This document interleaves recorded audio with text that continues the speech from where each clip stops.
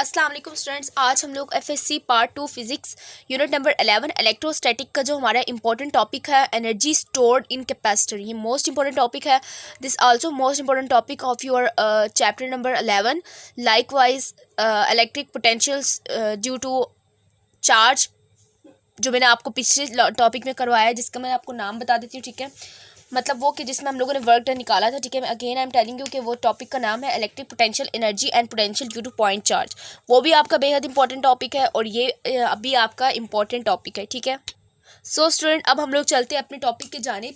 तो सबसे पहले आपको बता दूं energy stored in capacitor. Again मैं आपको कैपेसिटर के बारे में बता दूं। कैपेसिटर एक चार्ज स्टोरिंग डिवाइस है। ठीक है, जिसका काम क्या होता है कि वो चार्ज को स्टोर करता है जब करंट जब वोल्टेज अप्लाइड हो। ठीक है, अब सी जो है directly Q directly proportional to V है, और फिर क्या होता है Q is equal to C V होता है। C is a constant here and C indicates the capacitance of the capacitor.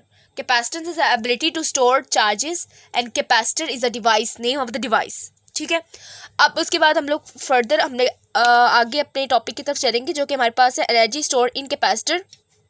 और एनर्जी स्टोर्ड कैसे होती है कैपेसिटर में, इनिशियली वो क्या करता है, फिर वो फाइनल पे आके क्या करता है। ठीक है, सबसे पहले मैं आपको बताऊंगी, आपकी बुक में तो ऐसा नहीं कहा हुआ, लेकिन मैं आपको बताऊंगी। सबसे पहले कैपेसिटर क्या होता है। व्हेन कैपेसिटर इज, ये किस टाइम की बात कर रही हूँ मैं, व्हेन कैपेसिटर इज अनचार्ज्ड। जब कैपेसिटर को हम लोगों ने चार्ज नहीं किया। ठीक है, कैपेसिटर को हम लोगों ने चार्ज नहीं किया, मतलब कोई बैटरी वगैरह अलाउ नहीं किया, और बैटरी अगर अलाउ कर भी लिया है तो सर्किट हम लोगों ने कंप्लीट नहीं किया, की हम लोगों ने खोल के रखा। व्हाट इज अ की, तो की वो एक वो है ना, मतलब स्विच की तरह बोल सकते हैं आप उसको, कि अगर जब तक हम लोग स्विच ऑन नहीं करेंगे, लाइक हम लोगों ने कोई बल्ब वगैरह ऑन करना है। ठीक है, बल्ब से हम लोगों ने क्या करना है, हम लोगों ने कहा है कि इस वायर में से हम लोगों ने करंट फ्लो नहीं करने देना, तो हम लोग क्या करेंगे, स्विच ऑफ रखेंगे। ठीक है, तो इसी तरह से मैं कह रही हूँ कि की हमारे पास क्या होती है, की का काम भी स्विच की तरह ही है। ठीक है, अब हम लोग देख रहे हैं कि चार्ज जो हम लोगों ने कैपेसिटर को जब अनचार्ज रखा है तो क्या होता है। यह बस दो कैपेसिटर की हमेशा क्या होती है, लंबाई बराबर होती है, और अगर आप लोग लंबाई बराबर नहीं बनाएंगे तो वो क्या बन जाएगा, वो बन जाएगा बैटरी। ये की है, ओपन है, और ये मैंने क्या बनाई, बैटरी। ठीक है, अगेन मैं आपको बता दूं बैटरी का क्या होता है।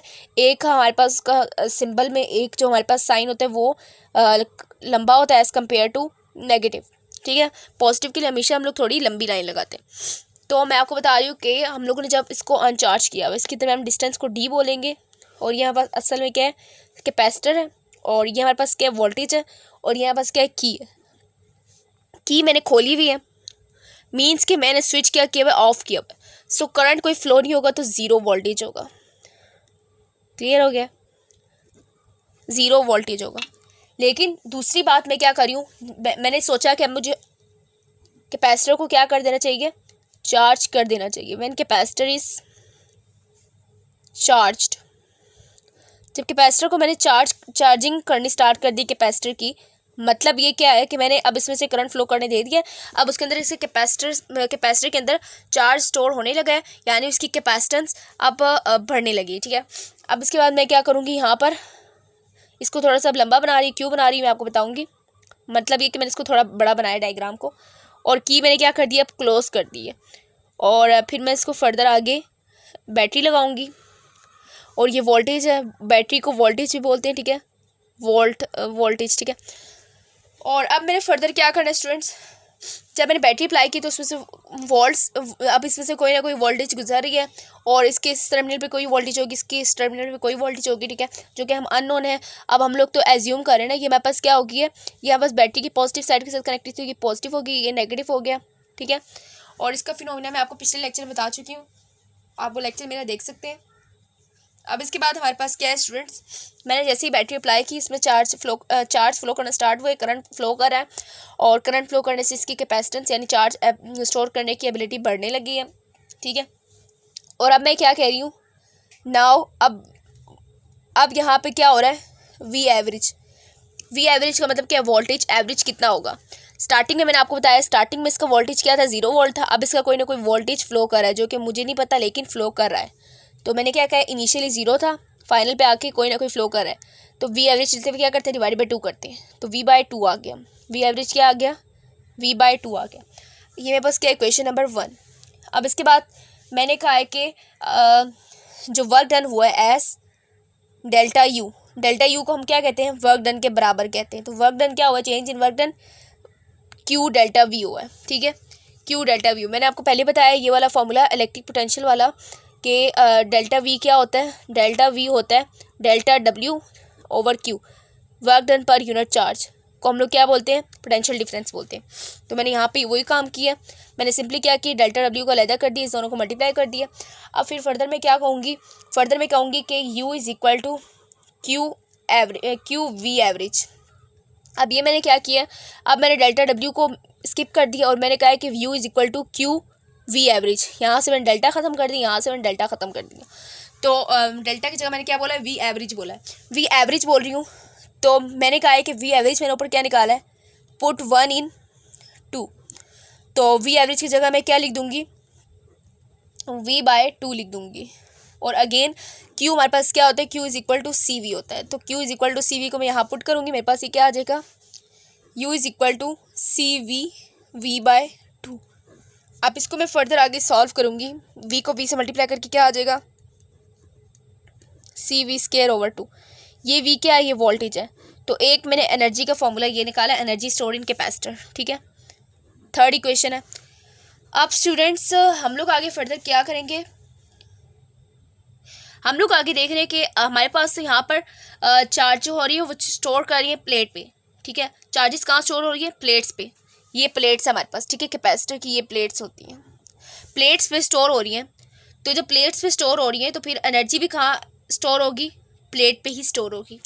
सो फर्दर हम लोग इससे आगे करेंगे। हम लोग यहाँ पे देख रहे हैं कि v is equal to E D. अब ये मैंने किसके लिए निकाला है, ये प्लेट्स के लिए निकाला है, ठीक है, प्लेट्स के लिए। मैं प्लेट्स की बात कर रही हूँ, ठीक है, ये मेरे पास क्या है, प्लेट्स के लिए है। सो मैंने क्या बात की कि v is equal to E D होता है, ठीक है। यहाँ बस कैसे निकाला है, पोटेंशियल ग्रेडियंट से, ठीक है। E is equal to V over D होता है। ये फॉर्मूला तो पढ़ा हुआ है ना आप लोगों ने। अब इसके बाद मैं क्या करूँगी, आल्सो अब मैं कह रही हूँ कि इसके दरम्यान मैंने कोई मीडियम एज्यूम किया हुआ है। सो मैं क्या कहूँगी, सी मीडियम। मैंने आप लोगों को पिछले लेक्चर में कराया एप्सिलॉन और epsilon naught epsilon R over D. कौन सी क्वेश्चन है, क्वेश्चन नंबर 5। अब मैं क्या करूँगी, पुट 4 5 इन इक्वेशन 3।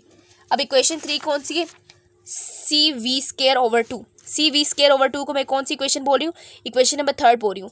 ये दोनों जो मैंने इक्वेशन यहाँ पे निकाली है, ये दो इक्वेशन जो मैंने यहाँ पे निकाली है, इसको मैं कहाँ पुट करूँगी, इस इक्वेशन में पुट करूँगी और उसको दोबारा से मॉडिफाई करूँगी। तो मैं यहाँ पे क्या कर रही हूँ, इसको पुट करने लगी हूँ और ये मेरे पास क्या आ जाएगा, u is equal to A epsilon naught epsilon R divided by 2d। ये 2 कहाँ से है, ये 2 जो हम लोगों ने यहाँ पे देखा है ये वो वाला 2 है। और अब मैं क्या करूँगी, v की जगह ई डी, v का स्केयर था ना तो ई डी का होल स्केयर लिख दूँगी और इसको मैं आगे फर्दर सॉल्व करती हूँ। Epsilon naught epsilon R 2d E D, E का स्केयर डी का स्केयर, डी का एक स्केयर डी से कैंसिल हो गया, ठीक है। और यहाँ पास क्या रहेगा, ई एप्सिलॉन नॉट एप्सिलॉन आर और ये ई का स्केयर आ गया, ऊपर डी रहेगा एक और नीचे क्या रह गया, 2 रह गया। अब फर्दर स्टूडेंट्स मैंने क्या करना है, अब अगर आप लोग यहाँ पे देख रहे हैं कि मेरे पास एरिया भी कांस्टेंट है, एप्सिलॉन आर एप्सिलॉन नॉट यानी परमिटिविटी ऑफ वैक्यूम भी कांस्टेंट है, एप्सिलॉन आर रिलेटिव परमिटिविटी भी कांस्टेंट ही है, ठीक है। रिलेटिव परमिटिविटी क्या होता है, permittivity of medium over vacuum होता है। और एप्सिलॉन ये मेरे पास क्या ई है, ये मेरे पास क्या होता है, इलेक्ट्रिक फील्ड है या फिर ये हमारे पास क्या फील्ड स्ट्रेंथ है। तो हम लोगों ने देखा कि चार्ज स्टोर्ड इन कैपेसिटर किसके डायरेक्टली प्रोपोर्शनल है, ई स्केयर के, और डिस्टेंस के भी डायरेक्टली प्रोपोर्शनल, मतलब डिस्टेंस ज़्यादा बढ़ेगा तो एनर्जी भी ज़्यादा बढ़ेगी, इसी तरह बात हो रही है। तो ये ई स्केयर के डायरेक्टली प्रोपोर्शनल है। अब मैं क्या करूँगी, अब मैं यहाँ पर एक और चीज़ लाऊँगी जो कि हमारे पास क्या है, एनर्जी डेंसिटी। एनर्जी डेंसिटी क्या होती है, स्मॉल यू होता है, ठीक है, स्मॉल यू। तो स्मॉल यू के लिए मैं क्या करूँगी, small U is equal to capital U over V. अब ये मेरे पास v क्या है, ये भी मेरे पास वोल्टेज वाला है, ठीक है, सॉरी वॉल्यूम वाला है। और स्टूडेंट्स मैं यहाँ पे क्या कह रही हूँ कि u हमारे पास क्या है, एनर्जी डेंसिटी है। Energy density energy over volume के बराबर होता है। और अगर मैं यहाँ पे देख रही हूँ कि ए डी क्या होता है, ए हमारे पास होता है एरिया, डी हमारे पास क्या होता है डिस्टेंस। ए डी को जब मैं मल्टीप्लाई करूँगी तो मेरे पास ये क्या आएगा, वॉल्यूम आएगा, ठीक है, ये बात याद रखेंगे। तो ए डी को मल्टीप्लाई करूँगी तो मेरे पास क्या आएगा, वॉल्यूम आएगा। A D product, A D is the volume between the plates, ठीक है, वॉल्यूम बिटवीन द प्लेट्स है, और जो हमारे पास स्मॉल यू है वो क्या, एनर्जी डेंसिटी है।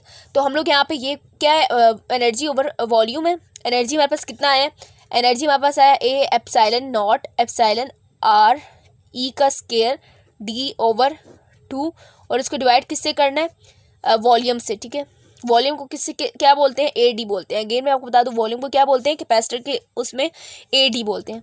अब इसके बाद मैं फर्दर आगे सॉल्व करूँगी, ए epsilon naught epsilon R E square D over 2,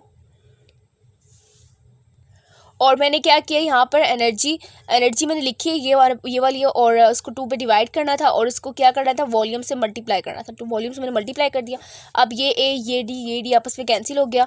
तो मैं अगेन यहाँ पे कर देती हूँ कि मैंने कहा है कि हमारे पास ये क्या है, एनर्जी है, 2 को भी मिला के एनर्जी है, और ये एनर्जी होल किस पे डिवाइड हो रही है, वॉल्यूम से। तो वॉल्यूम की जगह मैंने क्या लिख दिया, ए डी लिख दिया। ए डी आपस में ऊपर वाले ए डी से कैंसिल हो गया, और जो हमारे पास रह गया वो हाफ एप्सिलॉन से पहले बल्कि ई स्केयर लिख रहे थे, फिर एप्सिलॉन नॉट एप्सिलॉन आर, ये हमारे पास क्या आ गई है, एनर्जी आ गई है।